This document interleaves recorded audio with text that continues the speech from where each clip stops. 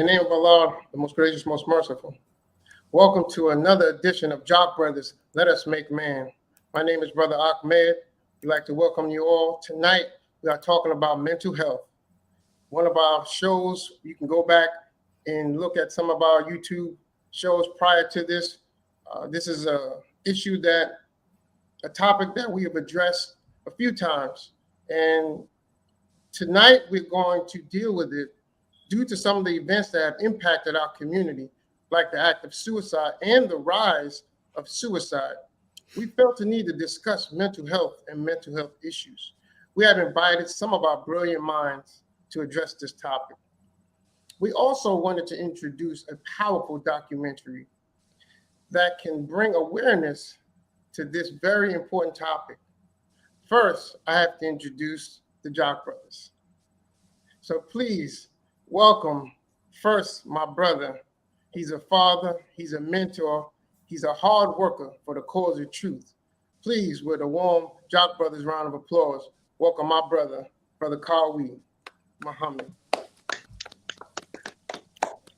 Praise be to Allah. Thank you for tuning in to another episode of the Jock Brothers Presents Let Us Make Man. I'm looking forward to this show because this is a topic that I run from. I absolutely run from it. But by the grace of Allah, we got individuals on this show today that attack it. And so I'm forced today to get this conversation. And so I look forward to it. I hope that if your situation is something like mine, then this is the one. This is going to be light, I believe. I hope it don't get too heavy for me, but this is the one you want to get your notepad out, get your pen out, and take notes. And if you see somebody with some of these circumstances, please help them. But once again, for those that are a part of the Jock Nation, we thank you so much for tuning in. Really, it's no words that can express how much we appreciate the support we've gotten over the last almost 2 years at this. For those of you that have donated to the Jock Brothers platform, we thank you so much. Once again, words just cannot express how much we appreciate the financial contributions that we have been receiving. And if you remember us from when we first started to where we at right now, you can see there's been a tremendous improvement on our presentation, on the quality of our presentation, just the equipment we use. And we like to ask you to continuously support the Jock Brothers. So if you even given a penny, thank you. Now, the Jock Brothers. By the way, our Cash App information is scrolling at the bottom of the screen. Ahmed will not let me forget that. It is $ Jock Bros. Once again, it's $ JAKQBROS. Now, the Jock Brothers have an initiative that we have going on, and that is we intend to get the Final Call newspaper behind the bars to our brothers that's locked up, that's in prison, they don't have access to this information on a day-to-day basis. Now, I have a loft that go over 1,000 Final Call newspapers sent out to the prisons. But let's just keep it simple for right now. Let's just get the first 100 going. There's 100 papers going out to the prisons. We already got the pricing for it. It's $18 to get the Final Call newspaper behind bars for 90 days. $30 for half a year, and $60 for the entire year. Please sponsor somebody. Now, we're not blessed to know 100 prisoners or 1,000 prisoners. I don't know those many people behind bars, but if you do, please get that information to us. We have a website dedicated specifically for that. It's called jockviewers.com. And if you know somebody, we just need their name, inmate number, the prison that they're at. I'm sorry, jockbrothersviewers.com. Jockbrothersviewers.com. And I promise we'll get that Final Call newspaper. And right now, I want you to know I'm in talks with regional prison ministers. Not only on the West Coast, but the East Coast. I'm trying to get in contact with other prison ministers so we can get more names. The money here. We got some money. We need more because we don't have that 100 subscriptions yet. So support us. And again, you send that money to Jock Brothers, our Cash App, $ Jock Bros. I'm sorry, $ Jock Bros, and just put that specific dollar amount I mentioned, and we'll know that it's going toward the prison. And last but not least, let's not forget, this is Savior's Day season. We cannot forget that it's Savior's Day season. That's if right. The Honorable Minister Louis Farrakhan has said even one word that has affected you positively, that made you do something positive for your life or somebody else, that has made you eternally better, a better person now than where you was before, what better way to show your appreciation than to donate to our Savior's Day gift. Now you can go to NOI.org and it has a donate button there. Please donate to our minister, the Honorable Minister Louis Farrakhan, for all that he has done, is doing, and will do for us. So I thank you. That's my announcements. All right, Brock, man, let's take off. Thank you, Brother Kawhi. And Brother Mario and Sister Mavis, we definitely would like to have that discussion with you after the show. That we are trying to reach brothers and sisters that's incarcerated and find a way to get the Final Call newspaper to them. So let's get started with our show. I'd like to introduce some of the brilliant minds that we have on our platform. First of all, I'd like to introduce Sister Mavis Muhammad, who's a licensed chemical dependency counselor, certified anger resolution therapist, and mental health professional. Her passion is helping people, and she believes it is also her God-given purpose in life. Sister Mavis has been in these fields for many years and is an advocate for individuals to care for their mental, emotional, spiritual, and physical health. She has provided services to diverse populations, including those incarcerated.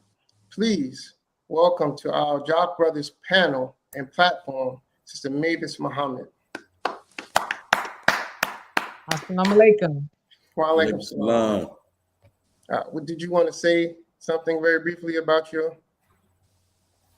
Having just completed an assignment, because that's what they are, at the Harris County Jail here in Houston, I was able to drop gems and jewels from the teachings, and there are brothers that want to receive the Final Call newspaper. I remember at one point they were allowed to go in there, and I don't know what happened to that, but it's good to know that you are working towards that goal, because there are men in there that are hungry for that information. Yes, ma'am. Thank you, sister. Yes, sir. Okay. Now I'd like to introduce one of our brothers, Brother Mario X, Oklahoma City Study Group Coordinator for the Nation of Islam. He is a husband, a father, and by discipline, a licensed therapist serving inmates within the Oklahoma private prison system. He also holds membership in various fraternal organizations where he holds leadership roles throughout the community. Please, with the Jock Brothers round of applause, bring on our brother, Brother Mario X. Yeah, thank you so much for having me. I'm more honored than you all can really imagine to be able to share my experiences and my passion as it relates to mental health. So just to be able to provide insight from what I've learned and what I've gathered from over the years really means a lot. And I think it's a much needed conversation that our community needs to have. And I'm more than welcome, and I'm very excited for us to get into this discussion. Yes, sir. Thank you, brother. Thank you, brother. And we have a couple of other panelists that will be joining us soon. But let me introduce this young woman that's on our panel. She's so full of knowledge and energy. You know, I don't know where to start, but she is one of the reasons why we were kind of eager to get this word out, because she produced a powerful documentary. Well, let me start. This sister, with the support of her parents and others in the community, at just age 17, she will be graduating from Elevated Places as valedictorian and also graduating from Houston Community College with her associate's degree as magna cum laude. She has produced from her passion for mental health, specifically with the Black Muslim community, was a documentary she created called Minds Forgotten. It's the Minds Forgotten documentary. With the help of her videographer, Sadia Muhammad, this sister was able to assemble a body of work that addressed the mental health crisis. This young woman also owns a successful virtual assistant business where she works to remove tasks from the plates of other entrepreneurs and trains other virtual assistants to do the same. I mean, what doesn't this sister do? She has so much to offer. Please welcome, with a Jock Brothers round of applause, our sister, Khadisa Muhammad. Thank you. Assalamu alaikum, everyone. I just first want to say thank you so much for extending this invitation to have me on you all's show. It really, really, truly is an honor. I think that the topic of mental health is one of the most important conversations we can be having today. So to have this platform to speak and have an open dialogue about the subject is more important than we can even realize. So I just want to say thank you, and I'm so excited to hop into the conversation. Wow. Thank you so much, sister. Thank you so much. I just wanted to show, this is the video. If you can go on YouTube, you can find it, Minds Forgotten, a Muslim mental health story. If you go on YouTube,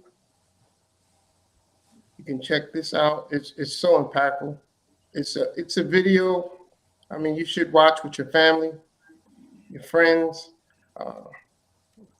people in your community. I mean, maybe before the football game or the basketball game, this is something you should watch. So please, if you're engaged in any social media, go on YouTube and check that out. Okay, so let's get right into this conversation. Because of this documentary, I wanted to start with you, Sister Khadisa, about Yes, sir. a little bit about your background in mental health and psychology. Yes, sir. So I decided at the age of 13 that I wanted to pursue a career professionally in mental health. So as soon as I began my college career at 13 at Houston Community College, I immediately began taking psychology classes and absolutely fell in love with what I was learning. The concept of the human mind and learning how we communicate with one another and learning how we deal with one another, I thought was fascinating. I thought the idea of why we do the things that we do of mental health was absolutely fascinating and something that needed to be studied and uncovered further. And then as I moved on up throughout my collegiate career, I started taking more psychology classes. I started having more conversations with my peers, with psychology experts like Sister Mavis and other people within my community to get a better grasp of the subject and get a better understanding of what exactly mental health was. And I began to study my surroundings. I began to have conversations with more of my peers and realize that mental health is really something that is not spoken about in the way that it should be. I don't remember often having conversations about mental health. And then in studying the suicide numbers among youth and studying those statistics, I realized that we have a real issue on our hands. So that's when I began to create the Minds Forgotten documentary. Praise be to Allah. And what were you planning to accomplish by coming up with this documentary? I mean, what did you expect to get a great outpour or great reviews of it? No, I didn't. I knew that it was a sensitive subject. I knew that it was something that would be very difficult for many people to acknowledge.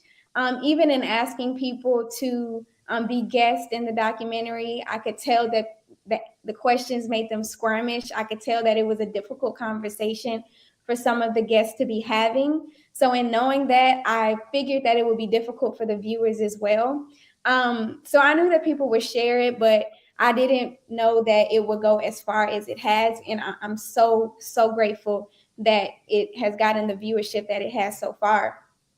But the reason why I created the documentary was just because of that lack of conversation, and what I wanted to get, or the result that I wanted to have from the documentary, was just more of that conversation. I wanted to spread awareness, just so that first we can recognize that it's not something we can continue to sweep under the rug. The issue grows larger every day, especially with the emergence of COVID-19. The issue is exacerbating. So it's not something that we can continue to sweep under the rug. So I hoped that people who watched the documentary could recognize the issue within our community and within themselves, and then begin to perpetuate that conversation. Wow. I mean, that's great. I have to admit, I had the same experience when I first started college. I had a professor in my psych class, and she said to me, she said to the class, she was discussing about love and how many hugs you've gotten as a child, and how many times someone said they loved you. And it hit me like, wow, I had to think about that. Like that didn't happen to me a lot. And it was such an unnatural awakening. Like, wow, so with my children, I constantly say that to them. She even invited me up to the front of the class for a hug. And I had to go because I was deprived. I was deprived. But it was a rude awakening for me. It was, I mean, just getting awareness of mental health issues that we have is such empowering to know that you have an issue, and then being able to express it verbally, knowing the words to say, and learning how to heal yourself, Right. is a whole nother path. But one thing I wanted to start with was, in growing up in my community, all the guys kind of reverence the bullies and the thugs. And there was a lot of shootings and killings in my neighborhood. And I grew up in the nation. So it always was I couldn't understand how young men could kill each other like that, because I was just raised to love the black man. So when I reached the age of 16 or 15, I'm mingling with the guys, and I'm seeing them heinous acts and crimes and killing. And I'm learning that, hey, it's not that these brothers are brave. Bro, Mario, Sister Mavis, that they just didn't care anymore. Some of them were brave. I'm not going to say that. But the reality was they just lost all cares. They just didn't care anymore. So now it was almost a form of self-suicide. So I'm out here, and it doesn't matter if I live or die. It doesn't matter who I kill or who I don't kill. So I wanted to see if you could address that, because I try to teach the young men not to follow some of these brothers and some of these sisters out here who project to be so rough and hard, but really they just don't have a knowledge of even what they're doing. So the difference between suicide and bravery, suicide and self-suicide, of putting themselves out there in the world. Yes, sir. And that question was for me, beloved? Yes, for you all. Sure, absolutely. I would love to touch on that. When you think about suicide, brother, when I think about it, I also take resources from Black clinicians and professionals that came before myself. So when you talk about an author by the name of Amos Wilson, and he stated in one of his books that when you look at the close relationship as Black people or any community, we are one. And with us being one, we are a part of each other.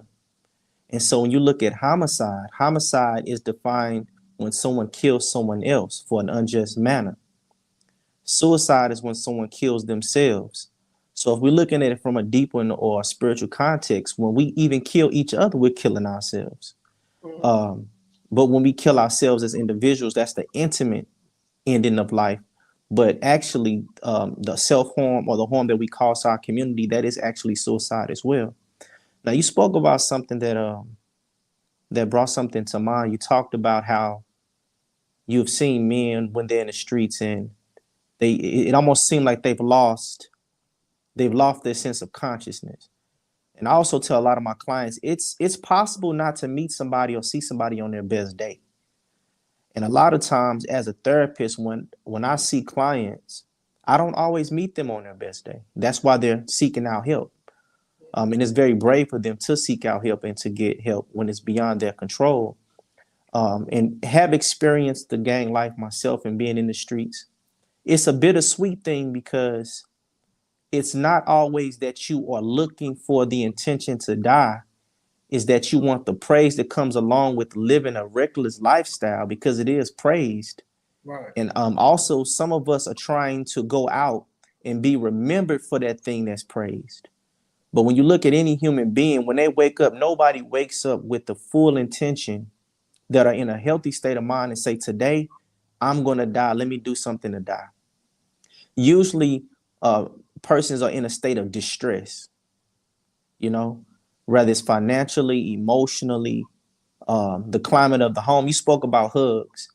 I know people that got hugs every day, but they got a hug after their father beat their mother. You have people that got hugs after their father or mother got drunk.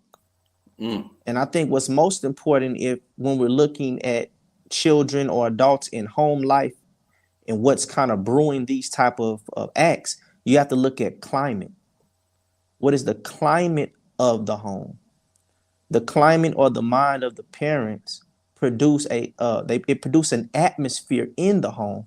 And I think that it's very important that we have an atmosphere of unconditional love, an atmosphere of compassion and understanding, especially when you're talking about from father to son. There's this false claim. We don't say it, but we believe it. In order to make a man, we have to do unto our children what was done unto us. And that is not always true. History has shown that physical discipline does work, but we make the mistake to think that every child is the same. Some children may have an attachment disorder. So when you look at a young man that has a attachment to his mother, if the family don't understand that and the father's trying to push him away from the mother to get him to grow up and not be pacified, if that child has an attachment disorder, then removing him from the mother like that actually could be harmful. And I've seen that happen before, where a father had a child, where his child was now a 43-year-old man, and the father left the mother, but he left the mother with the child, but the attachment was to the father. And that child suffered for those 4 years that father was not there until they went and got him diagnosed. And his father's 70 years old, and that child's been with him, or that man has been with him ever since. And he was unable to function without his father. And so I think it's unfortunate, but I like to look at even those of our community that finish or complete, we call it suicide. Right. They are also martyrs, because they had a problem that sometimes a lot of them, they were not aware that they may have had mental disorders when they did these things. Just like you have physical health, all of us have mental health. There's no human being on the planet that does not have a mental health. And so we have to be just as intentional with our mental health as we are with our physical health. And I'm going to end on this note because I want to hear from the other speakers. If you are dieting and exercising and for a week you drive through McDonald's or you drive through a fast food restaurant and you eat that, you can expect negative effects. Well, the same thing is with mental health. If you're exercising and you're thinking properly, but then you start entertaining, you go through the drive-through of unhealthy thoughts. Right. You go through the drive-through of alcohol or substance abuse substances. Then it's the same correlation on a mental health level. So I like to look at persons from our community and other communities that have completed suicide. I like to look at them as mortars, and in them being mortars, we have conversations like this to kind of lower the stigma so that we can begin to recognize those things and begin the repairing process. Yes, sir. Thank you, bro. Thank you. Anybody else wanted to address that? Oh, hold on one Yes, second, sir. Carl. Yes, sir. I can definitely relate to everything that Brother Mario has shared. And being in the substance abuse field for so long, it's what is called a slow suicide, because to continue to partake in the use of substances, illicit substances, prescription substances sometimes, is a slow death a lot of times for some people. I can also relate to the home where I was raised and not really hearing the words, I love you. Mhm. It was shown to me. It was shown to me, but I didn't ever hear the words. And so once I got to a platform where they said it regularly, I was kind of taken aback, like, Right. y'all just tell each other that all the time. And one memory I have of my mother is the first time that I said it to her on the phone.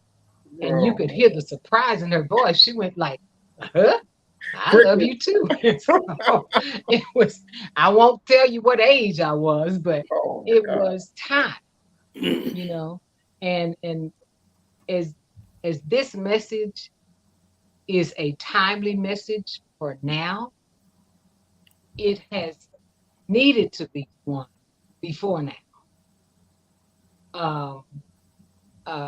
Our wonderful minister here in Houston, Texas, Dr. Brother Abdul Halim Muhammad, had made a statement the other week, and he said that suicide is a permanent solution to a temporary problem. In other words, that's it. You make that choice, that's it. Right. But the thing is, a lot of us don't know that the problem is temporary. Come on, and sister. we could say the same thing. We could say the same thing about drugs and alcohol. Right. Temporary solutions to what could be a permanent problem because of the mental health of that person. Yes, I've run into a lot of tough guys working with the incarcerated, young and older, women, men, boys. But it's funny how when they start sharing into their lives, that toughness dissipates. Mm-hmm. It dissipates, and it is, they don't find it necessary for it to be a part of their character. Yes, ma'am. Yes, ma'am. When they're in front of me. Right. But right. I had one inmate to tell me, well, Miss Muhammad, I can only say this in front of you and cry in front of you. I can't do it when I go back in the tank. That's right. And I understood that. Yes, I understood that because that climate, like Brother Mario just spoke about, that climate induced that thinking. And so they had to follow through with it. Yes, ma'am. Yes, ma'am. Your mental health is so important. And yes, ma'am. It is, as I said, a timely message for us to have at this time right now. Thank you. Yes, ma'am. Thank you. Thank you. Brother Khalid, you had a statement? Yeah, I wanted to go back to where Brother Mario actually said a couple of things that I want him to address, or anybody to address. One is, you said black on black crime basically was an act of suicide. I guess that don't get as much attention as if you kill yourself. So are we specifically talking about suicide as a community? Or are we talking about suicide as an individual? That's one. that attachment disorder that you was talking about as well. You know, man, we just don't talk. I just don't talk like that in my family. You know, like at one point I thought my son was a mama's boy. I'm just like, okay, they just got an attachment from her weaning him when he was younger. I would have never thought to use attachment disorder, even though I thought it was unnatural for him to have that type of bond with her. I had to get on myself, and quote unquote showing what a man is supposed to grow up. Now that could be just what I had to experience when I grew up in terms of trying to find my identity as a male in this society. Am I off on that thinking in terms of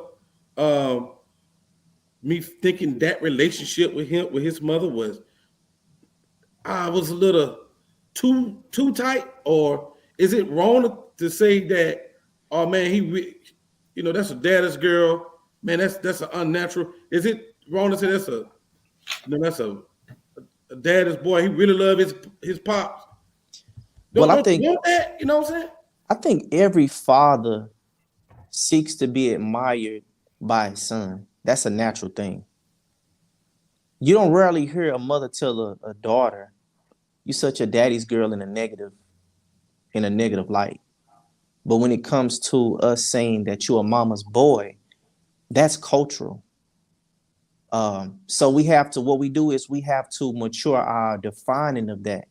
I would say I'm a mama's boy because I understand the value of the Black woman, the protecting, the providing, the aiding, the assisting.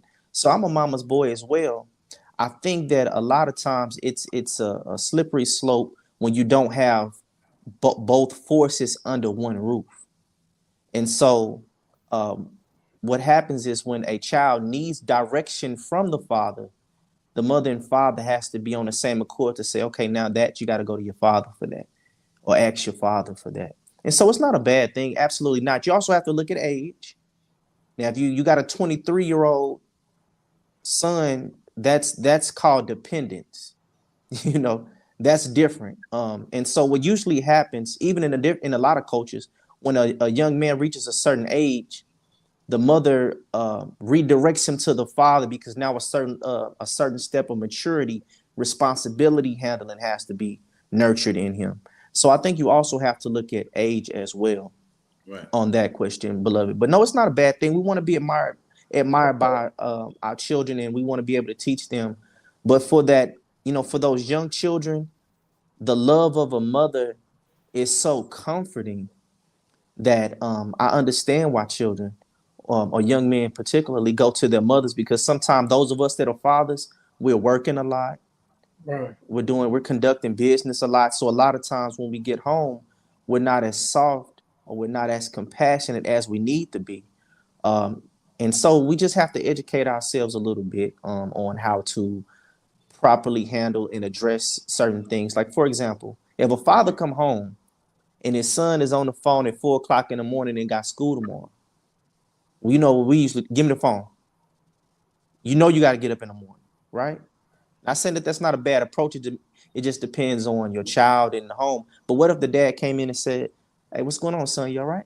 He said, "Yeah, Dad, I'm doing all right." "Okay, I was just wondering, you're up late. I'm just checking on you, making sure you're okay. I want I want to make sure that you ready for tomorrow. You're going to tackle it. When I get home, I'm going to see how your day been. So do me a favor. You got about 5 minutes. Cut it off. And, we'll talk about it tomorrow." So I'm not attacking your theory. I just want to understand. Sure, absolutely. Earlier, you mentioned that, though, as a form of how you could possibly lead to mental unhealthiness. The attachment to the point. Yeah, right. Again, it depends on, so there's stages of development. We wouldn't tell a child seeking a mother for the breast that's inappropriate. We got to look at the age development. When we understand age development, we know what type of activities we ought to be expecting from the age of the child or person. For example, if you catch a child that, has issues with bedwetting at a certain age, 15, 16 years old. I've seen a lot of times where parents will say they're too lazy to get up. Instead of addressing the Well, it's when sometimes that person, they're not even aware that they're even doing it when they're asleep. Come on, man. So they're getting disciplined for something that they're not even aware of. And so there's a lot of different things within our culture. And again, I think it's important for us to understand we have not been having these conversations. We have pushed religion, we have pushed education, we've pushed everything on mental health but mental health. You see parents trying to provide their children with everything that they need in a bad mental health state. And I tell a lot of my clients, I don't mind using the reality as a motivating factor. I'm okay to tell a mother that wants to kill herself, if you kill yourself, it's a 500% chance that those 3 children that you love are going to kill themselves because of what you mean to them. But I think also when I think of suicide, I'm thinking about a person that wants to end the consciousness of suffering.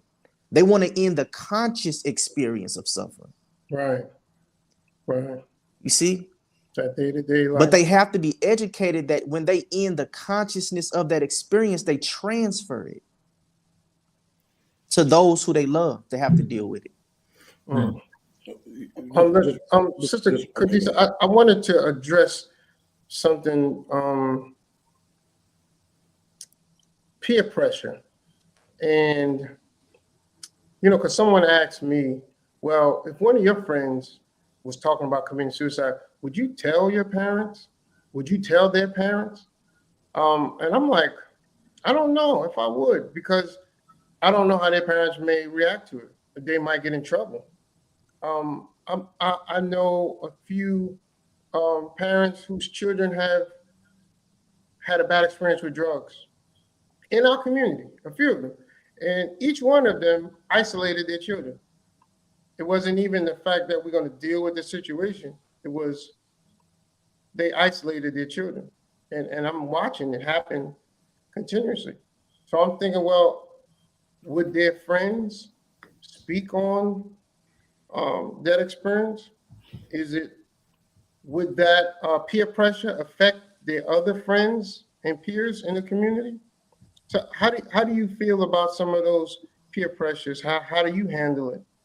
And would you speak to somebody's parents? I mean, if one of your friends say, hey, I'm before you were able, like right now, you're probably able to deal with it a little maturely.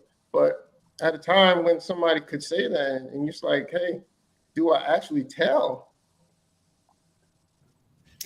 Well, I think the issue starts before peer pressure. I don't know if peer pressure is the problem. I think that it's the lack of conversation within our households that's the issue. Because why can't the child who's experiencing suicidal ideation go to their parents themselves? If I'm experiencing something that's serious enough for me to consider ending my life, I should have a type of relationship with my community that allows me to speak to someone about what I'm going through. Or perhaps I have, and I didn't receive the response that I needed. So as a friend, when you start going to your friends, that's a problem in itself. When you start going to your friends with serious issues like that, we're teenagers, and I'm trying to pull you off the edge.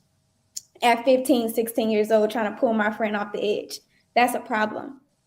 We should have the type of relationships and the type of conversation within our families to where we can have that conversation without it being something like you're crazy or that's not that big of a deal or I do everything for you. How could you be depressed? These are the type of responses that people who are dealing with suicidal ideation receive. So now they're going to their friends. So that's the first issue. And then when you get to teenagers having conversations about suicide, I think that because people realize that they're not going to receive the response that they're looking for, we don't tell. First, we may think, okay, so everybody has mental health issues now. A lot of people are saying that they're suicidal. Oh, I just want to kill myself. Oh, I just want to die. I just want to kill myself. That's such a common phrase. Oh, I just want to jump off a cliff. I just want to kill myself. That's such a common phrase. So perhaps a friend comes to you and with a serious concern and it's blown off. It's not that big of a deal. So that could be the first reason why a child may not go and tell a parent. And then you have, okay, well, is the parent going to take it seriously? Maybe I need to address this myself, which goes back to that first point I was making about the lack of conversation. So I would like to think that if I were approached with that situation, that I would tell a parent, but a lot of times you just aren't sure of the response that you'll receive. But I think that the first thing that needs to be addressed is the conversation within the household. And don't be afraid to go to the authorities. So sometimes if you're seriously dealing with someone who is on the verge of suicide, it's not time to try to deal with the situation yourself. Sometimes if it is that serious, you have to go to someone who can actually handle the situation. I hope that answers your question. That was a great answer. It was a great answer. I'm sitting up here wondering, and I'm Brother Jackie, because the host didn't introduce me at all. So we need to check on his money, man. Make sure I don't know. But I'm wondering, because while you was talking, Sister Kudisa, you were speaking of as if like when you bring up these things, there's judgment going on in the conversation, in our return conversation. So, which is a very good point, how you put that. And it made me reflect on myself. And so I'm wondering, in our approach to those who have different dilemmas and have not, as our brother spoke earlier about being diagnosed, before diagnosed, how should we approach, those in we need to work on our approach. So what is the best approach that we see when dealing with our brothers and sisters that, with issues, or our sons and daughters, or, whatever, with issues? What is the best approach? Anyone, this is for anybody, Sister Muhammad, you can go first. Which Sister Muhammad? Yes, ma'am. Yes, ma'am. You queen. Yes, Okay, yes, sir. Thank you. The approach is critical. The approach is definitely critical. And I think that one of the most important conversations to have is the one where you remove the stigma associated with mental health issues. Yes. There has been so much stigma attached to it. When I was growing up, we didn't hear the term mental health. We heard, oh, he crazy. Oh, they special. Oh, they in special ed. and dismissed it with that. Mm-hmm. But the stigmas that are attached to it is what has caused individuals to hesitate to seek help for it. Because they're thinking that if I go and tell them that I'm thinking like this, they gonna say I'm crazy. That's right. So removing the stigma in the conversations with your children, with your family, is so important. One thing that I believe, in fact, I put it on in a response on Facebook to a young sister that I know, and she was talking about how she was feeling and how the thoughts she was having, and I let her know it's okay not to be okay. And we weren't taught that.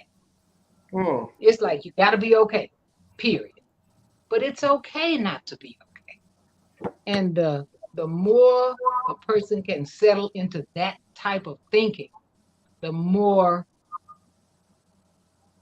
responsive they are to seeking help. You would be surprised. In fact, just the stigma about receiving counseling. Okay. I have offered on my Facebook page free counseling sessions, and I got one response. Because one of the stigmas associated with counseling is that Black people don't need counseling. We don't need counseling. when that is so contrary to the truth. You know, Wow. everybody needs some type of counseling at some point in their life.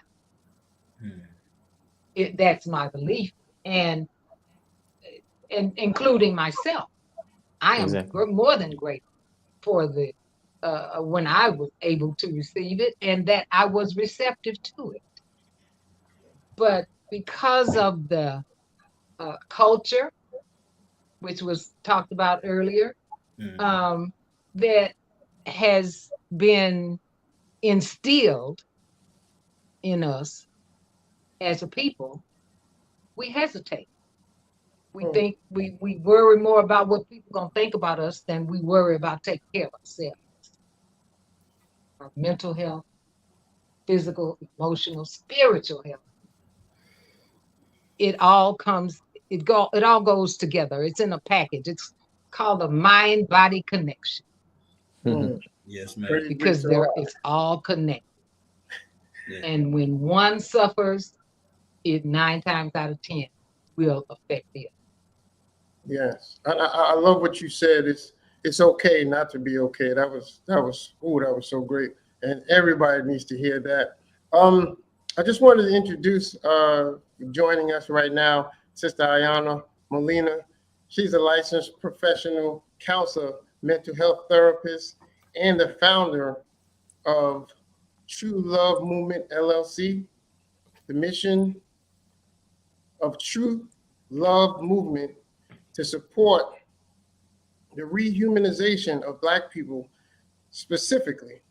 True Love Movement provides professional counseling, life coaching, and produces creative arts and media, all of which promote self-awareness and self-love.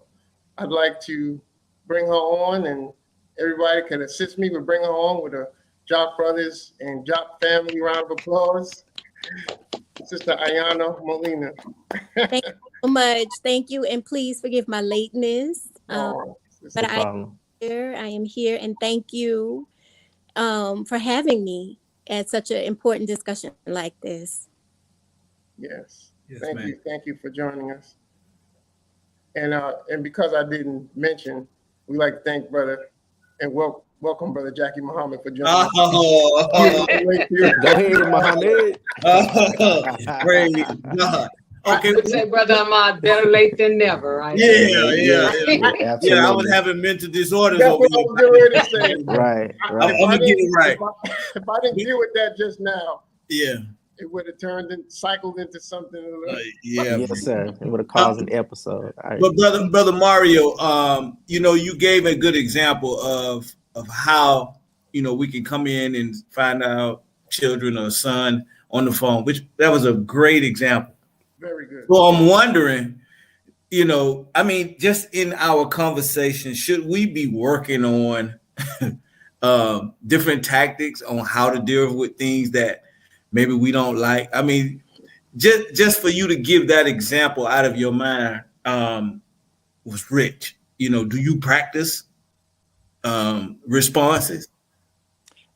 Absolutely, brother. No therapist, when a person comes into their office, have a pocket ready for an answer for them. We're not trained to open the door and close the door to answer people's problems, because you're dealing with different cultural backgrounds. You're dealing with different cultures and races. I have clients in their culture, they can't look you in the eyes. And these different things. So of course you have to deal with different approaches.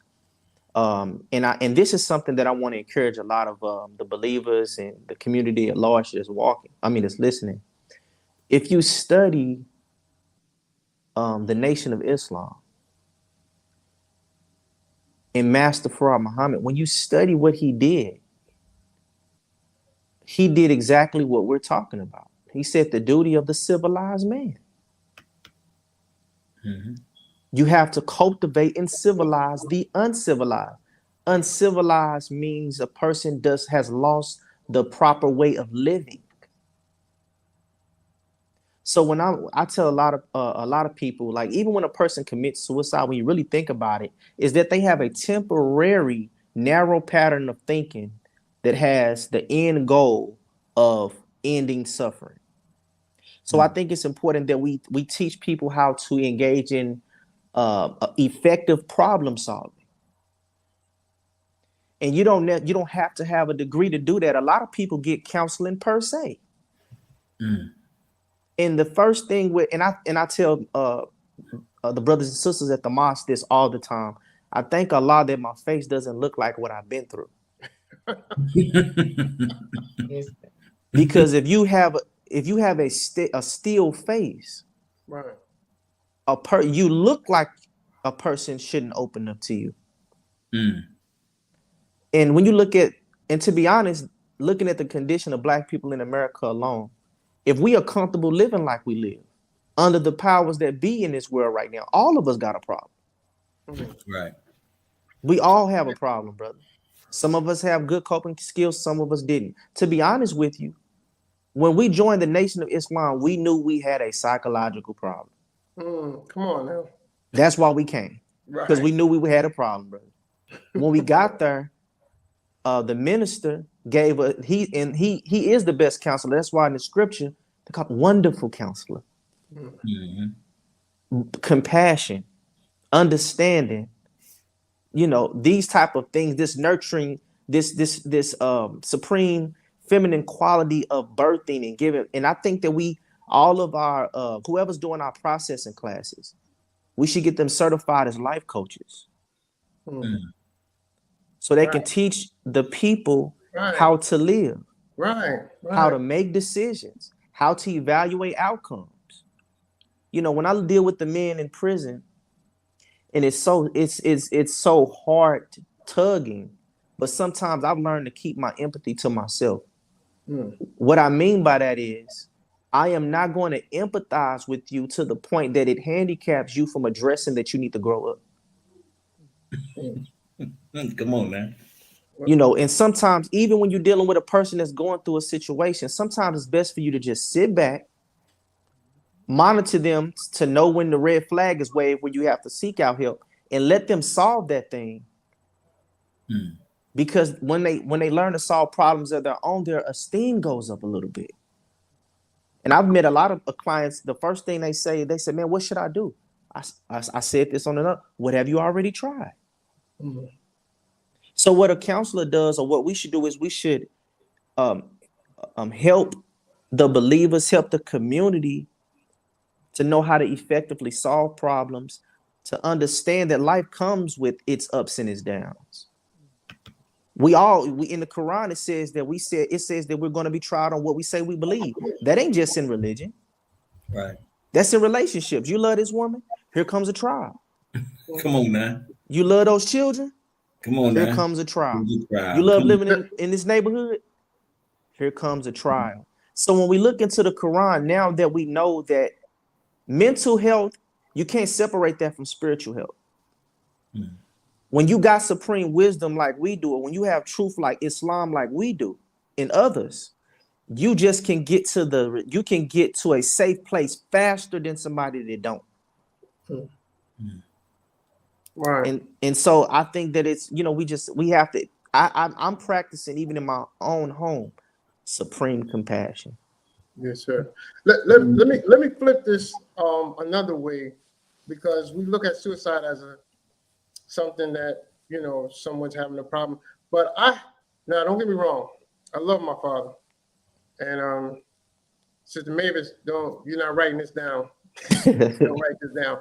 But when I was a young boy, me and his relationship wasn't that good. He worked a lot. He was hardly home, but when he did come home, he was mainly disciplinary and just kind of hard. And if he did something wrong, it was just his time to step in. But because our relationship wasn't that great, I found myself at times a point to where I wanted to do something to myself so he could suffer. I was so mad at him that, okay, watch this. Like, I hope something happens to me so it affects him. That's deep.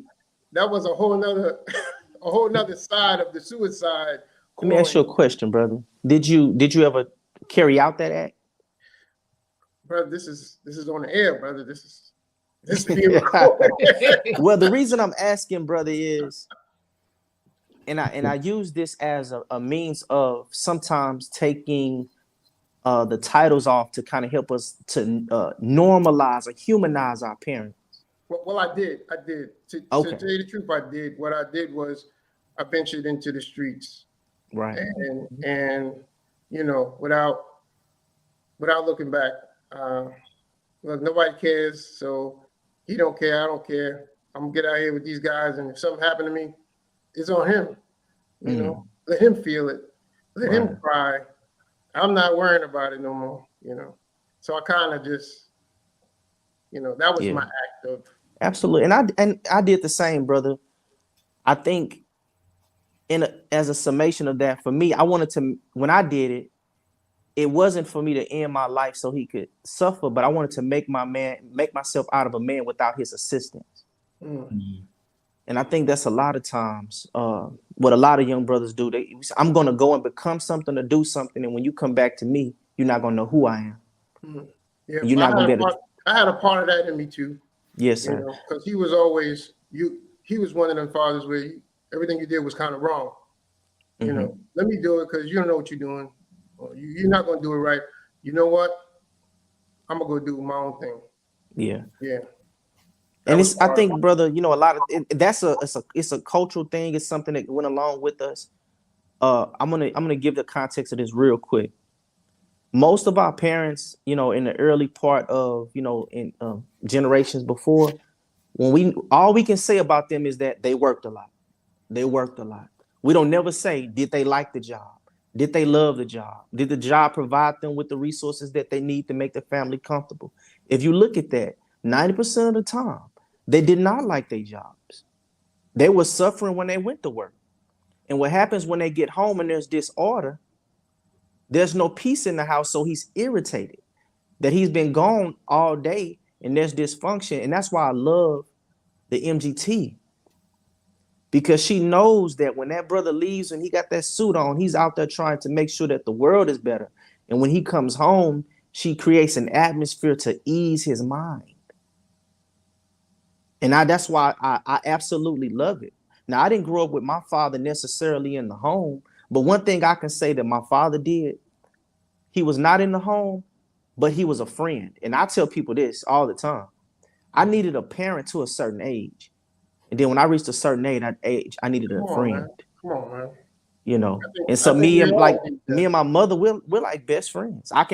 And me and my father, we're like best friends, but they know and they give honor to the most honorable Minister Louis Farrakhan, because they say, I did this for him, but this here, I didn't have nothing to do with this. This came from something else. Right. And so, yes, sir. And I'm very compassionate when we're, you know, even when you look at the movie, and it almost made me cry. The movie that Denzel Washington played in, where he played a father that was real rough on his son. And if you look at the end, he was so dissatisfied with how life turned out for him. But he did the best that he can. And when that son told the mother, I'm not going to his funeral, she explained to him he did the best that he could. And when your sister gets a certain age, I'm going to do the same to her. So, and a lot of times when you're living in a world, brother, that's contrary to God, the father has to put a little bit more authority in you, because he knows what's out there waiting for you. And he wants you to survive it. That's one way of looking at it. And another way of looking at it is, see, brother, I'm not afraid. I'm not shameful that I can be aggressive or I can be stern, for a better term, with my son.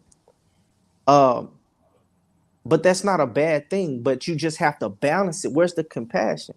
Right. Sometimes, brother, if you discipline your children and they're older, you got to explain to them why you did it. Come on, man. That's what I'm talking about. So if you discipline them and you say, now, come here, I love you. Now, that's very unsafe for you to leave that front door and you got them young women in there like that, okay? Right. I love you. We'll talk about it tomorrow. I know you're probably upset, but it'll make sense to you later. But I seen I see memes and things of people talking about how black people raise, and they'll say, you know, I want you to rake the front and rake the back. Ain't no talking about it. Right. So we just have to be more compassionate, brother. Just how the minister is with us as believers and us coming into Islam, we have to be the same with our children and coming into adults. So, and again, remember, we're talking about the black family without our parents weren't Muslims, so they were doing the best that they could. And so we just have to keep those things in mind, beloved. I hope that answered some of your question. I wanted to know though, why did you ask him? Did he do it? Because what the best guidance that you can ever give a person is your personal experience. Okay. What I mean by that is me sharing that I left or I joined or I went after the streets. Somebody's going to relate to why I left. Your reason and my reason weren't the same. So when you share your personal experience, there's going to be somebody in the world to say, you know what? That was my reason. So personal experiences is tailored to you. And it also shows your strength to overcome it and what you did to get back, to get back on the right path. I said this the other day to the beloveds that we don't really know each other until we die. Right. And the minister teaches that. That's why when we die, there's slideshows. And we get to know each other in a glimpse of a moment. Wow. If you take a father that worked all day and he died and his son didn't like him, and then he go and look at that slideshow, and while everybody else had on new clothes, the daddy had on that same jumpsuit he went to work in. He said he hated his father, but then he looked and everybody had food on the table, but he ate after everybody else ate because he made sure that they were full. When he dies and he knows that father paid that house off and he left it in his son's name.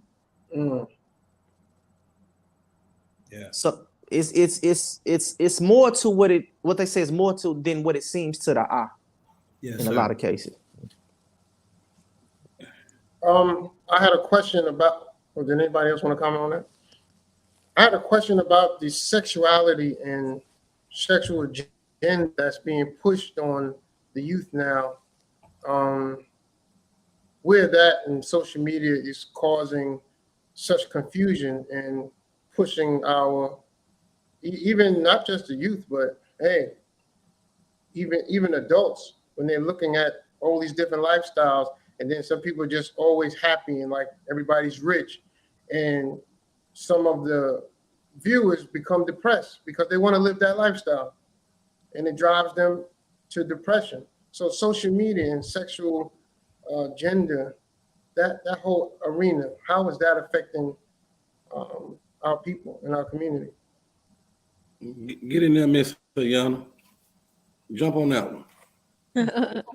Thank y'all so much. I really don't want to talk about the sexual agenda, and that part is very private for me. I have been canceled by the LGBTQ population, and so I rather not speak about that right now until I have a real good statement to say. I know this is being recorded and that kind of thing. So please, forgive me for not being bold about that statement right now, because I do serve. I mean, I have a caseload of clients, and I do serve LGBTQ population, not just LGBTQ, but I do have some clients that do claim that title. And so I'm going to, but as far as social media, that I can speak about. And most of the people that I see, I try not to call them clients, because if we look at the etymology of the word client, it means to obey. And I'd rather not call them that, because I'd rather them obey Allah, obey the Most High, and let's work together, because there's an old quote that says, if you've come to help me, you're wasting your time. But if my liberation is tied up with your liberation, then let's work. And why I'd rather not have the type of relationship with the people that I see as they're obeying me, or they, so we try not to use that. But a lot of people that I see, and mostly who I see are mamas.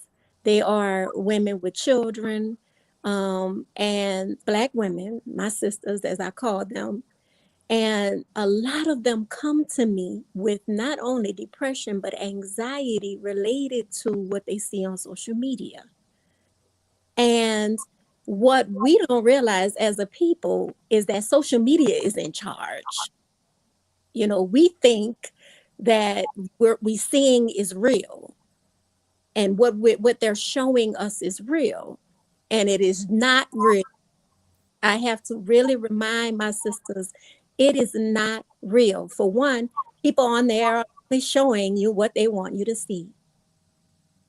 And when young people, especially, I would say maybe millennials, because they on it hard, you know, we grew up without it. And so we can be without it. But they grew up in this, from Vines to now to TikTok and all these different things. They grew up in this, YouTube, all these things. And so there's a part of them that really believe that this is real. All of it is real. And so they're comparing their lives to what they see, you know, their comrades or their, you know, friends or whatever are portraying. And, you know, they want to rise to that. And I tell them all the time, yo, this is a fantasy. It is not real, for one. For two, it is not meant for you to be on there all day, every day like this. Take yourself a break. Take a mental, emotional, behavioral, spiritual break from screens, period. Let alone Instagram, Facebook, all of these things that really do take a toll on your mental and how you see yourself, how you see where you are in life. You know, we always see the ups on social media. You never see somebody say, well, you know, I really had a bad day today. You know, everybody like they don't never have a bad day. You know, and so I tell them, I mean, I think one of the one of the brothers said something about balance. That's what we all need. We all need balance. You can't do Instagram and, you know, all the time like this. Even if, you know, some people say, well, you know, my business is on Instagram, so I really need to be on there. You need to take a break.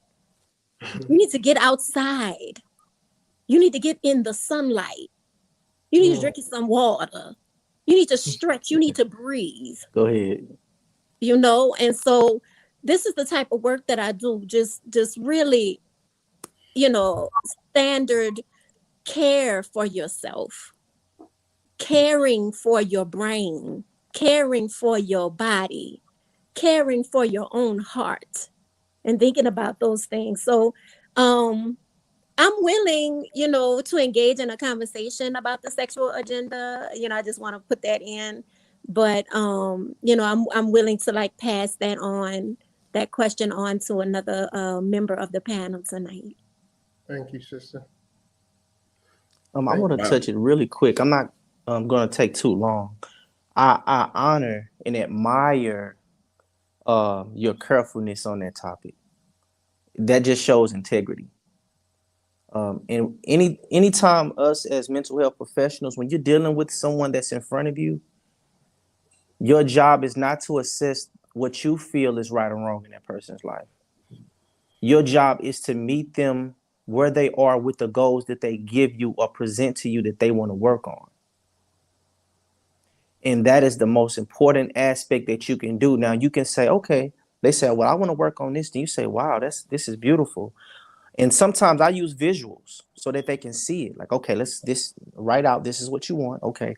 Now let's create some subdivisions around everything that is attached to that goal. And let's look at those things. And you really help a person to really see what the problem is. And even when you're looking at persons from different sexual orientations, they're more than these people are more than their desire. They're more than that. They're brothers, they're sisters, so I deal with persons very delicately, and I do have persons that identify with that community as well. And there is a great book that I read even when I was coming out of high school, and it's called First Do No Harm. Don't make a person or don't add to what they already come to you with.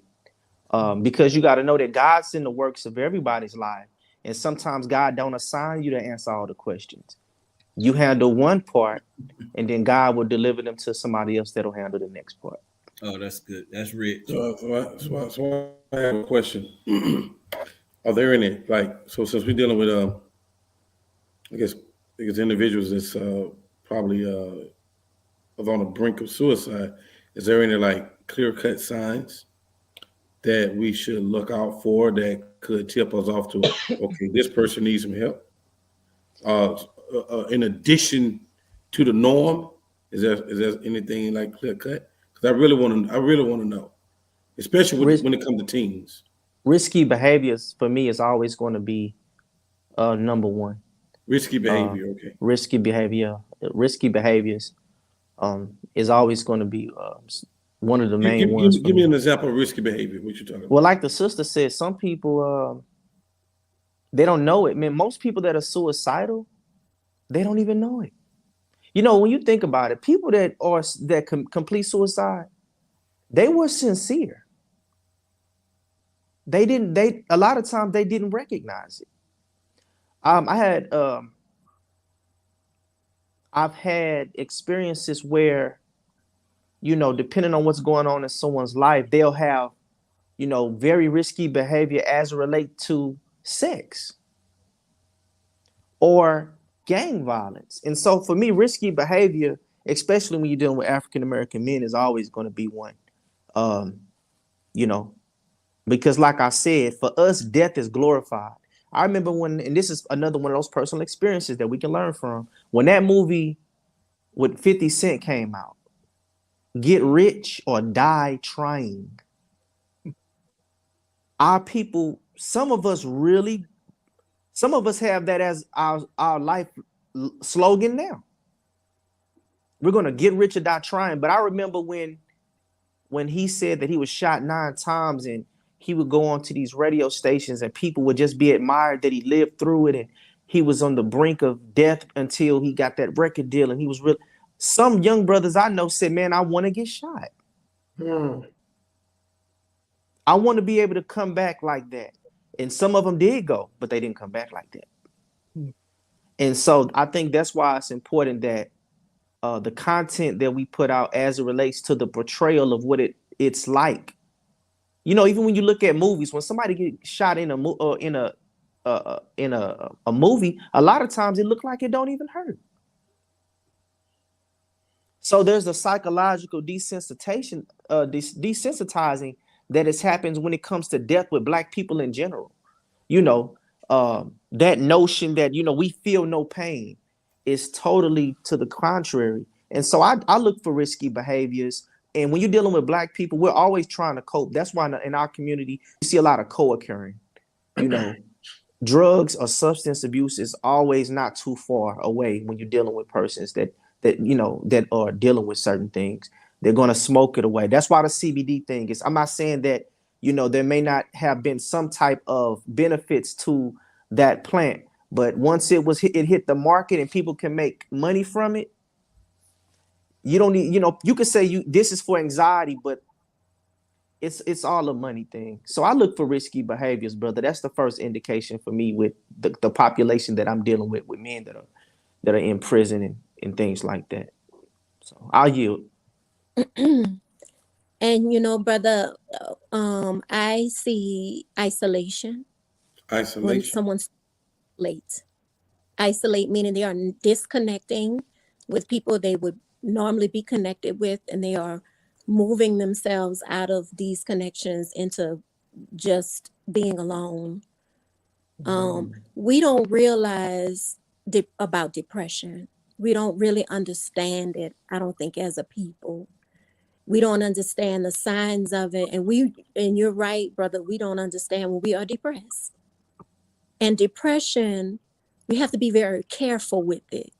We have to understand it, and then we have to deal with it even when we are minorly depressed.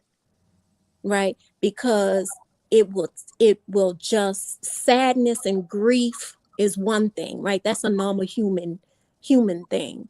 But when it gets you to the point where you all you want to do is be alone, all you want to do is sleep, you're sleeping too much, or you're not sleeping at all, you're eating too much, or you're not eating at all. We need to be aware of and be in observance of ourselves, because depression will pull you down into suicidal thoughts before you know it. And Well said. yeah, and so we need to be in observance. And so how I've shifted True Love Movement, which is my business right now, how I've shifted it. At first I was dealing with truly mentally ill people with stuff like bipolar, major depression, kind of chemical depression, schizophrenia, schizoaffective disorder. And then I realized I am really not the best counselor for that. And that is a smaller population than it is people who just suffer from depression. Just maybe not major depression into suicidal thoughts, but depression in a way, somewhere, somehow in the minds and hearts, depression, anxiety. I mean, like the mid-level people like me, people like you, people who have had real low down. Maybe they've had many some community violence that has happened in their lives, and they haven't been able to cope, and so they got stuck in the stage of depression, stage of grief, which is depression, and they don't know how to get, come from under that. And what I realized, a lot of people really need the understanding of what mental health is, that we all have mental health. All of us right now on this podcast have mental health right now, right? We all have physical health, some level of physical health. Yes, whether it's good or bad, we have it. And we have mental health too. Somehow mental health has gotten a bad rep because it sounds like you talk mental illness, which is something different, right? We're talking about mental health and the ability to take care of that. Just like we take care of our physical health by drinking good quality water, by eating good quality food, moving our body, getting sunlight, we can take care of our mental health and understand that. And so that is what I realized, we're gearing up. True Love Movement now is gearing up for a real movement into understanding what mental health is. Right. And how to cope with life's ups and downs. Someone mentioned that, and I appreciate that. How to cope with death when it happens. Death is a part of life. But when you lose somebody really, really close to you, the world says pick up and move on.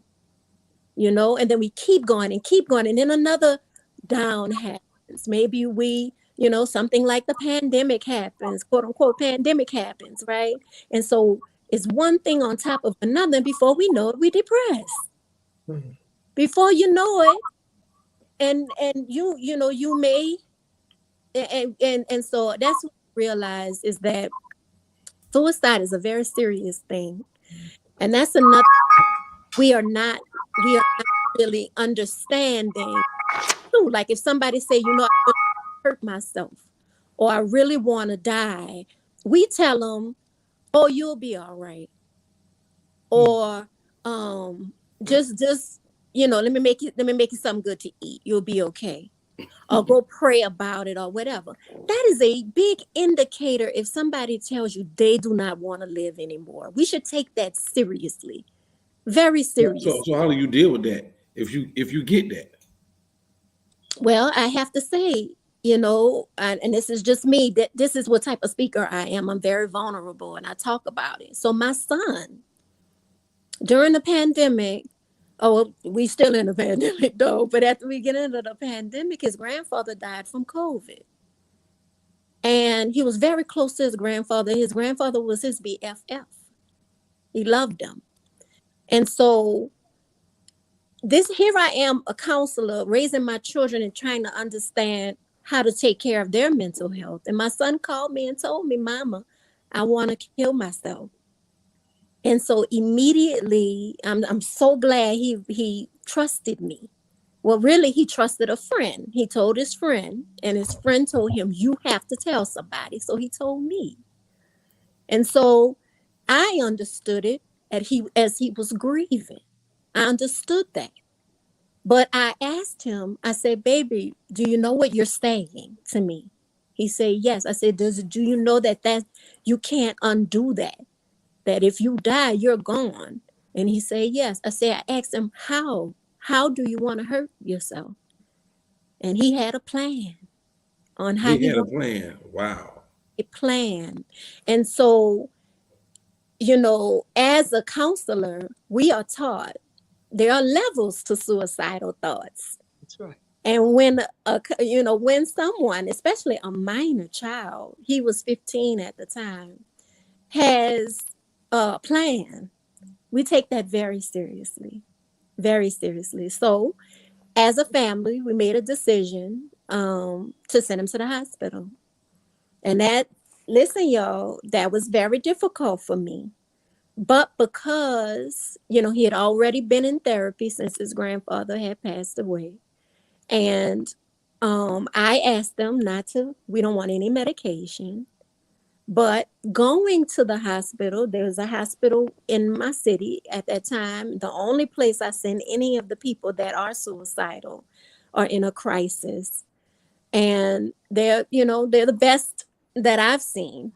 But there really is a huge gap that needs to be filled by our people about having a hospital for our people, having a place for our people to go when they're very, very sick mentally, like when they are at their worst. So he spent a week there, and they did a lot of group counseling, they did a lot of coping skills, and he's been much better since. I know that's a happy story because he's a Black boy, and it could have been something else, because just like there's a prison industrial complex, there's a medical industrial complex too. That's right. Right? So it was very hard for me to make that decision and put him in the hands of people that I did not know. But I trust, this was the place that I sent my own clients when they felt this way and was in some type of psychotic crisis or whatever, and they had good results. So I'm thankful, and that he had good results and he has not had these problems. And I monitor him all the time for for isolating, for depressive moods, not eating, these type of things. He lost a lot of weight when he was feeling depressed. These are the things that we need to look out for. And this, now we have a conversation about coping and what he's using to cope. He's using his journal. He's writing about it. He's talking about it. He is really made a big change, and I'm very thankful and prayerful. And let me tell you something about suicidal thoughts, and I'm not going to go too much longer, but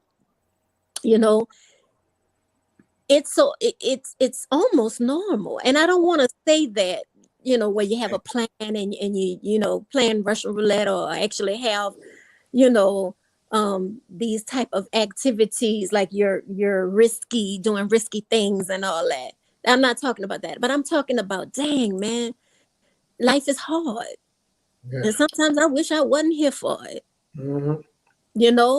And I'm not saying it's normal, but I'm saying in the day and time, you know what I'm saying? All that we have coped with, even as a people, as women, as people who have been violated psychologically, physically. And so we need to understand that is a little red flag for us. If you begin to start thinking that way, that's a red flag. We need to stop and try to figure out where that's coming from and what we need to do to lift ourselves back up. And a lot of time it is going to therapy. It's okay. It's okay. You don't have to be in therapy for the rest of your life.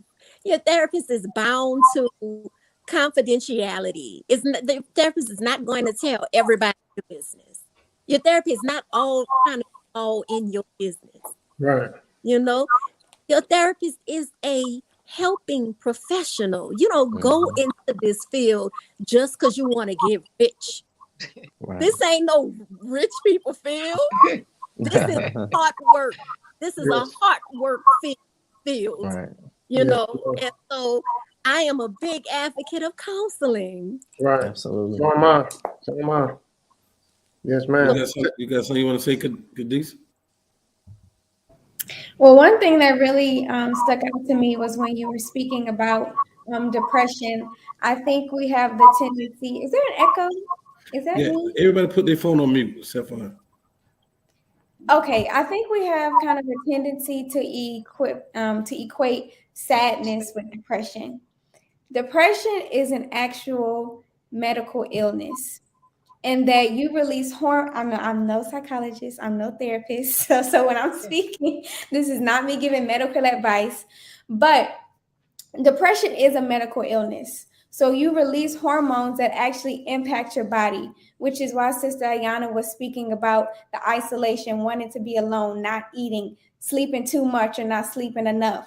That is the response, or that is the reaction that your body is having to the hormones that are being released due to an actual depression.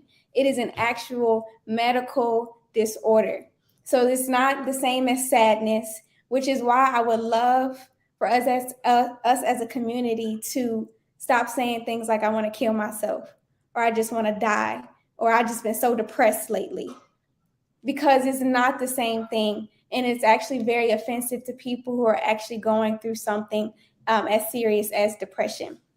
So I think recognizing those signs, recognizing the risky behavior, recognizing the isolation, recognizing that you're thinking about things on a regular basis like suicide, realizing, okay, there's a plan and action in my head, recognizing those things in yourself, but also paying attention to your loved ones to see if you can recognize it as well is so critical. If you see that your child or someone in your household has just undergone something traumatic, pay attention. Truly pay attention. Don't think that just because you went through something similar or somebody else went through something similar and they reacted in that way, that this person is going to respond the same way as well. It's our job as family, it's our job as a community to pay attention to those around us, because you really, really never know what somebody is going through. And one thing I would just want to add, we've seen a lot of suicides today and everybody's shocked. I just never would have known that this person was like this, or was going through this rather. I never would have known that this person would have committed suicide.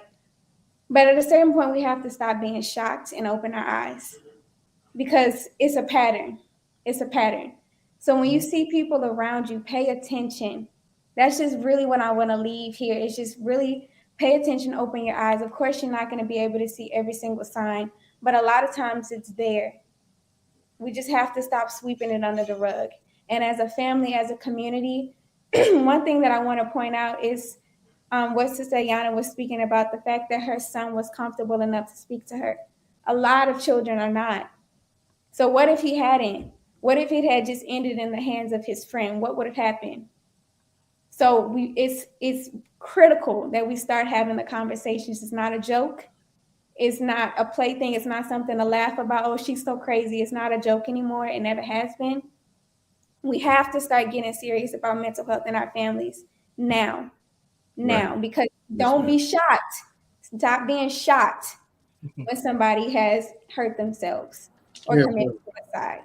That's just what I want to leave. I know we're about to close up. Yes, ma'am. Yeah, we're about to close. Sister Mavis, after you make this statement, you can make a closing remark, because we're going to go around and I know Sister Khadijah just kind of said her closing remarks and her piece, but I just wanted her to say one more thing. So Sister Mavis, if you could respond to that, and then we're going to go around, everybody say their closing remarks, because I want to respect everybody's time. Yes, sir. Thank you so much. And I want to say thank you to everybody that's participated on the panel, because what they've all said has been so enlightening and so important to this topic. But just for a minute, I'm going to refer back to social media and what came to my mind was the beautiful young sister. I think she was 28, made Miss USA. They said she was the oldest to ever win that title. Okay, so here you go. You put that stigma in her head. You're the oldest. And as it turns out, she had a fear of turning 30 years old. But she went on social media and posted about it. You know what? I'm Facebook friends with most of my grandchildren. And if they post something that I don't want to see, then I just delete it and keep going. But it's important to monitor. Right. You have to monitor their feeling, how they're doing.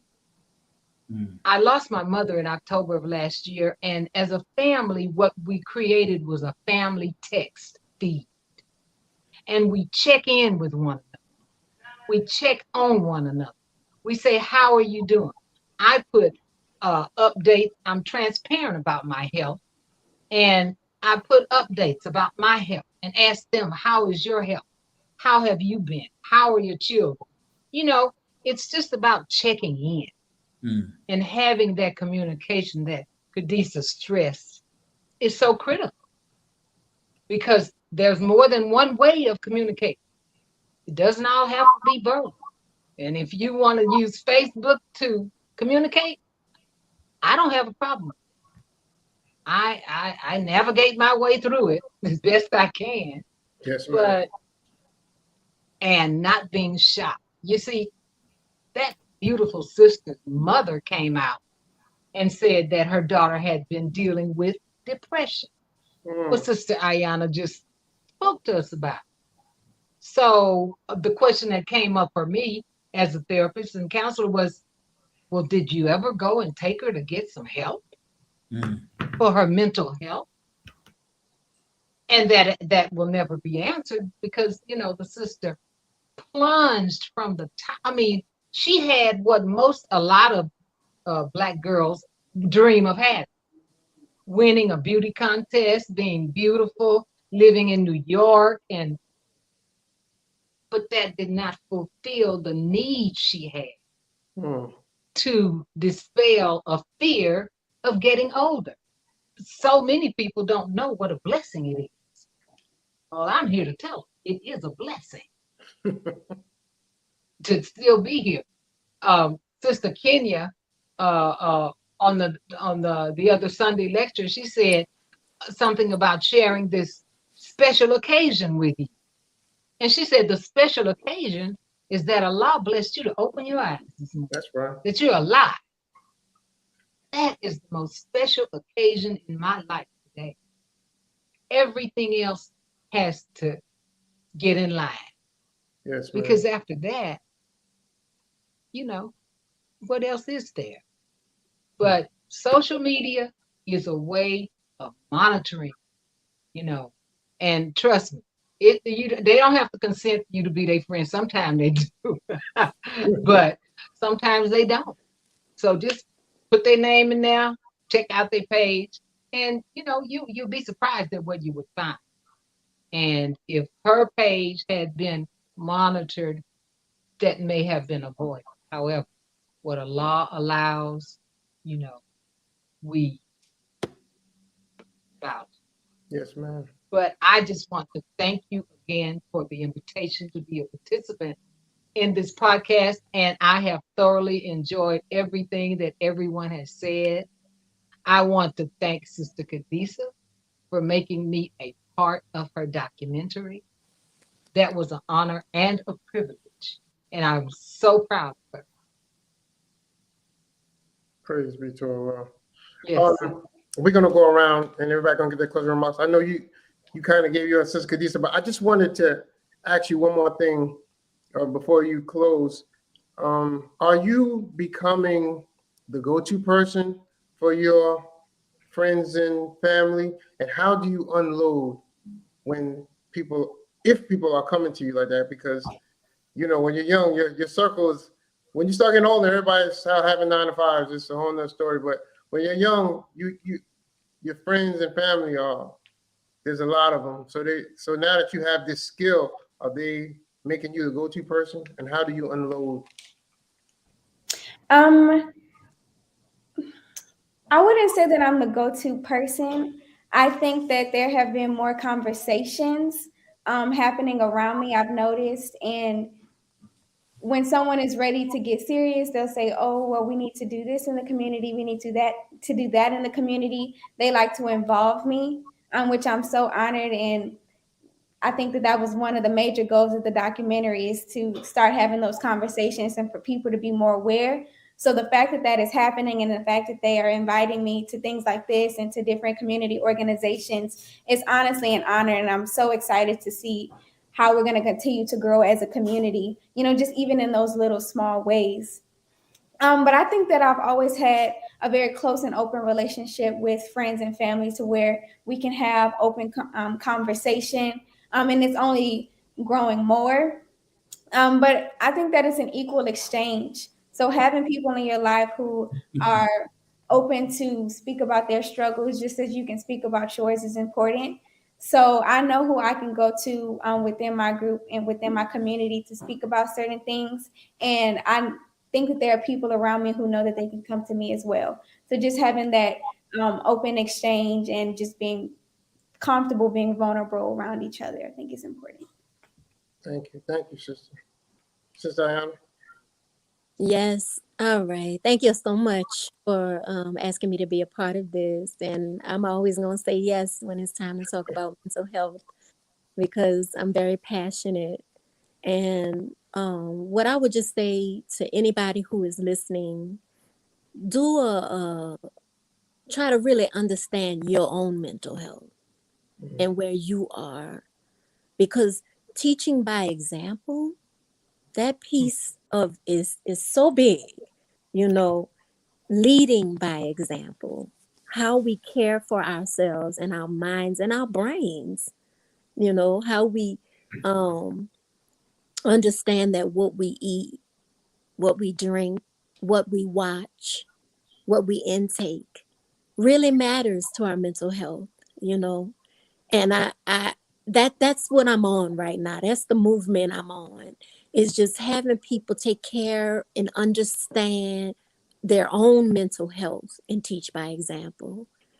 So thank y'all very much. Thank And you. Love Movement, keep me in mind. If we need to talk about mental health, I'm up for it. Yes, ma'am. Yes, ma'am. Thank you. Brother Mario. Yes, sir. One thing that I've learned, brother, in life is telling somebody that someone else has it worse don't make their worse feel any better. And so that's very important. And I also tell those in our community that are suffering, don't get mad at your family because they don't have the answers. Sometimes we take the burden of the world to our mothers, and as much as they try to give us guidance, or our fathers, they don't have the answers all the time. And so if you have to seek professional help, it's okay. But a few tips is, I tell my clients, find your strawberries in life. Find the parts of life that are just sweet for you. And when some parts of your life get bitter, go to your corner and find your sweet parts of life and nurture on those things, and it'll help as well. I also tell people that they say misery loves company. I say no, misery loves miserable company. So make sure that you're in good company. My last final remarks are going to be, and I know we spoke a lot about the brothers, but I've grown an overwhelming amount of love, appreciation for women. And a nation for sure cannot rise no higher than a woman. And this is why this is so important, brothers, because we are a lot of times the floor of why women suffer. And so we have to look at that, because the teachings say that he said, I don't want to see you weighing more than yourself. So don't we go put our weight on them, brothers. That's right. To have to raise these children by themselves, have to go to work. And what I tell, the worst thing that we can do as men is play with women and leave them at the table by themselves to answer the critical questions about life. That is very, very unjust of us. And so I think those of us as men, I think we should do something as often as we can to assist them with whatever duties and responsibilities that they have, because they do a great amount of nurturing to us. And a bit of advice for youth and anybody. I want you all to go and get a good book. Go to, anybody can do this. I want you to go to Amazon. I want you to find a book on CBT, cognitive behavioral therapy. I want you to start a circle of persons, and I want you all to dissect it, learn what it is, know how to apply it. I'm not going to tell everybody to go to college and get a certificate. Go and learn the skill and the art of it, so we can learn how to deal with our problems. The first thing, when we think of mental health, we say, I'm going to solve this. You just identified that as a problem. No, it's a part of health. So I want us to go, and I want us to create support groups, want us to meet often. I want us to get books to teach us how to deal with people, how to answer questions, and how to be empathetic. But mostly, before a counselor even offers services, just even talking is therapeutic. That's right. And you'd be surprised how much you can relieve a person of the burdens on their mind if you give them your undivided attention. Yes, sir. That's a good People will conversation. ask you how you doing and don't even give you time to respond. Yes, So sir. when you're dealing with people in life, we say assalamu alaikum, right? So if it's peace be unto you, then make sure that you're really giving them that peace. And you make sure that you return it as well. And if we act out that assalamu alaikum, we'll be just fine. Yes, That's sir. my final remarks, beloved. Man, thank you, bro. That was excellent. That was excellent. But Jackie? Man, I want to thank you all for gracing us with your presence. You all have given us definitely ammunition to be better parents, better fathers, better brother, better husband. Just in our approach, non-judgmental conversation.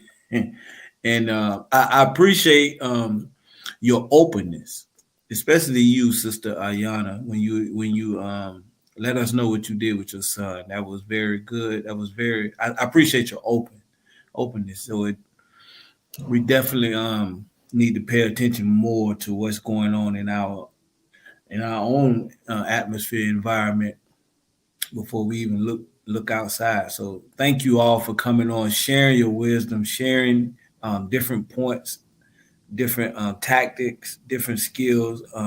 And Sister Kadisa, we're extremely proud of you. You are definitely developing, and you're very articulate. And we look forward to seeing, how much you grow, and we enjoying what we're seeing. So thank you all, Brother Mario, Sister Ayana, Sister Mavis, and that prison system, man. I applaud you. So may Allah bless all of you and continue to bless you. Thank you. Yes, sir. Thank you, brother. Brother Mario, you have something real quick? Yes, sir. I just wanted to give a bit of, I guess, warning or per se. I don't want any of our people to walk away from this discussion, not us, of course, but our listening audience feel like you got to go and diagnose people. I get that a lot in prison. We see signs and we say, oh, yeah, no, I don't want us to do that. Just get started on trying to help people feel better. Yes, sir. And have love for themselves. A diagnosis only gives us an indicator on the approach to take to solve the problem. So don't worry about diagnosing people. Just learn how to help people so we can learn how to enjoy life. Let's get us started on learning how to just enjoy life. Absolutely. What call we? Wow, man, this is quite a podcast. I'm gonna be honest with you. Wow. I'm just trying to understand. You say, Sister It's all right Kadisa, to cry, too, Carly. It's all right to cry. I'm trying to. Sister Kadisa, she a freshman. She a freshman in college, talking like this. No, she's You're a graduating. freshman in college. She can graduate with her associate. Yeah. I've High graduated school. with my associates, and I've graduated from high school, and I've already graduated with my associates. So I'm in college right now. Okay. Congratulations, Yes, beloved. sir. Wanted to. Yeah. Wow, how old are you? You 13. That what you said? No, sir, I'm 17. Oh, you 17? Oh, wow. 7. Oh wow. You know, Right, brother, I right. didn't graduate high school till I was 21 years old. I was 18, brother. Man, it shows the power of a made up mind. Right, man. Yeah. She light years ahead of me at the Oh same age, man. you know. This was a great discussion. I'm gonna be honest with you.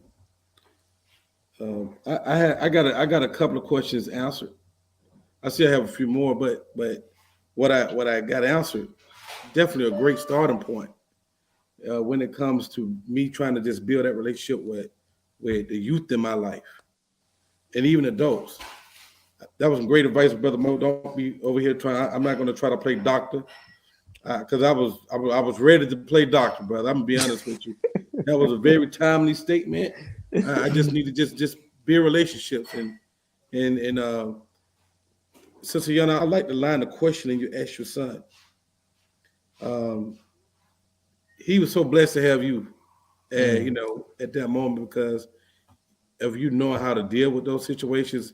I can't imagine me getting that type of statement from my son or my daughter, and I having no experience to deal with it. Knowing who I am right now, I would have probably said something real stupid, like, "Boy, go sit down." I would have probably said something really stupid instead of taking it as serious as you did.